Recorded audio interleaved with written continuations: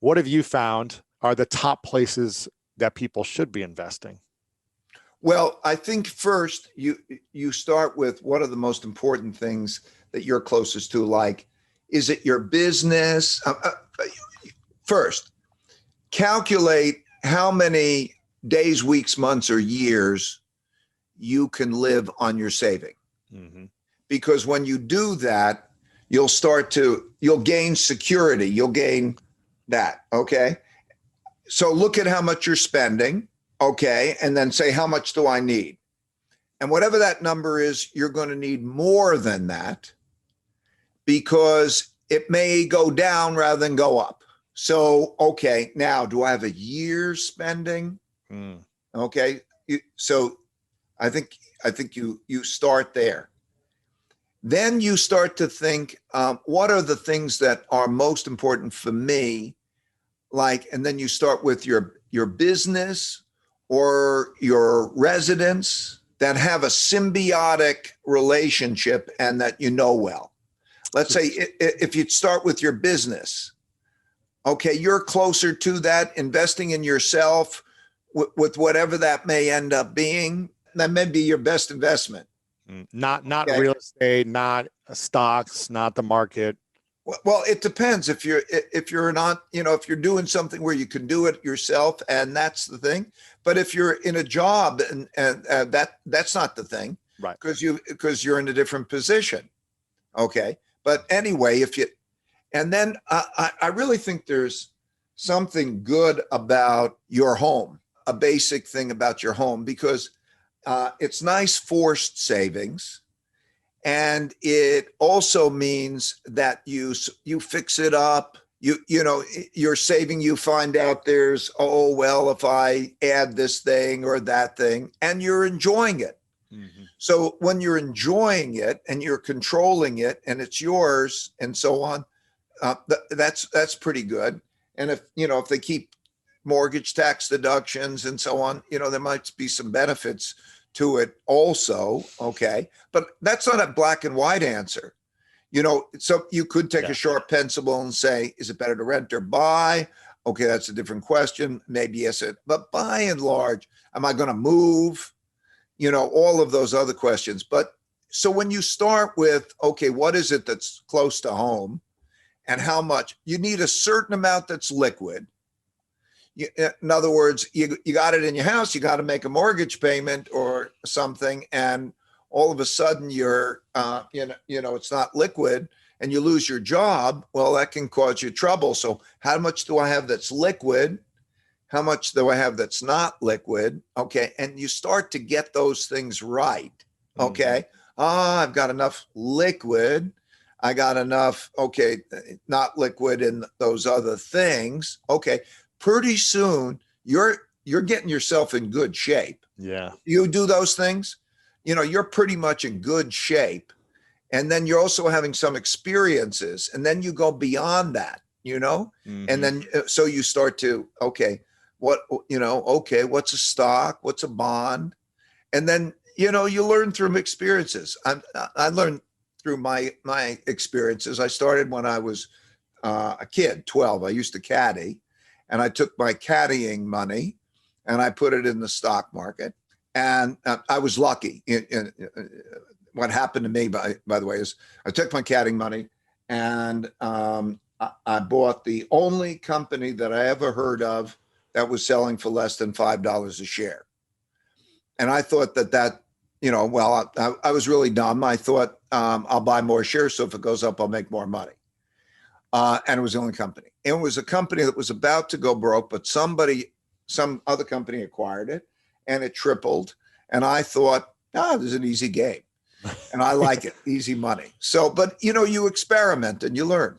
You're a very philanthropic individual. You and your wife, your foundation, your company, you give back in a lot of ways. Some might be through donations like computers, some might be through financial, some might be through just your work and your content on LinkedIn, which is amazing. I recommend everyone subscribe to you on LinkedIn. The content there is amazing. You're giving back in lots of ways. I'm curious, what's the greatest gift a rich person or someone with money can give someone who doesn't have money? To give the knowledge, teach a man how to fish is better than to give him a fish. I mean, I think you can give them both. You can give education and you can, but ability, the capacity to be productive, because, you know, if I can give you the capacity to go out in the world, it's like go into a jungle. I give you a knife and can you live in the jungle? Okay. If I give you that capacity, that's the best thing I can give you. That's why I wrote the book and, you know, pass it along. I wrote those principles over years and I wrote them down, and that's what I want to pass along. That's the most important thing. Yeah. But if you've got money, you can help people a lot in a lot of different ways, which is thrilling. What would you say then are the three greatest skills that people that aren't financially abundant or that are struggling financially should learn to master in order to be in a better position financially? Three skills, what would you say they should learn? Well, as I said before, I remember watching the movie, I was young, David Copperfield with W.C. Fields, and he speaks to David Copperfield, and he said something like, and I'll put it in dollar terms, you earn $100 and you spend $105, that's misery. If you earn $100 and you spend $95, you'll have a good life. I mean, it wasn't exactly like that, but it was, but basically, I know so many people who don't earn much, but are there. Because if you start to think about what it is that it costs you to live in terms of, let's say, the basics, you know, give me a bed to sleep in, give me the food, let me be educated, and so on and so forth. I think most people can get themselves in a position where, you know, they're net positive.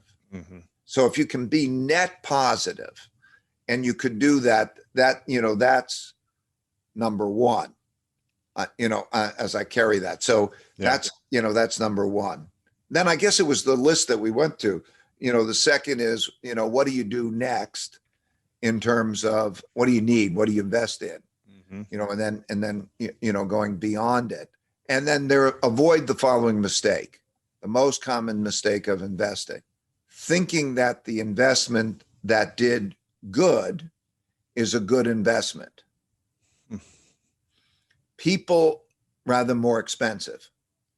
The things that quite often, those markets that did really, really well became more expensive, and everybody, smart money is all the time comparing them and competing. So what happens is the naive money buys the thing that was hot or is hot. The thing that has been terrible, which might be the thing that's beaten down. So I would say also an important element. Okay, so here's another one that's really important.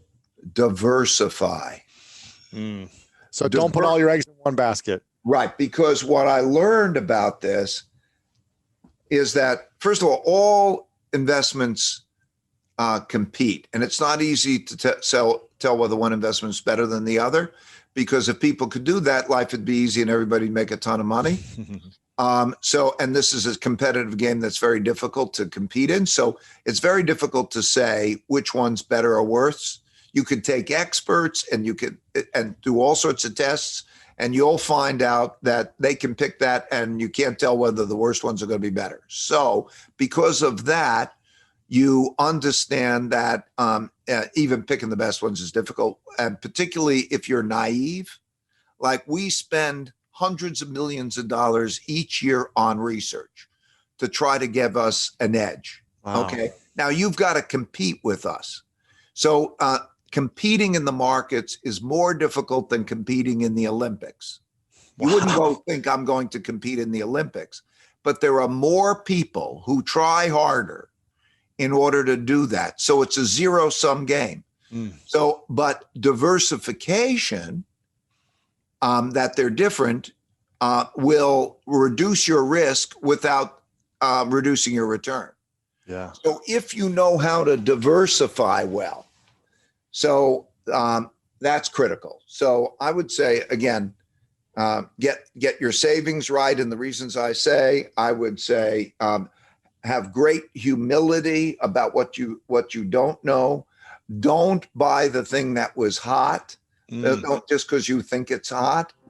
And then know how to diversify well. If you're looking for more greatness in your life, make sure to check out this video right here. And also check out our free PDF, The 3 Secrets to Unlock the Power of Your Mind to help you change your life. Download it right here.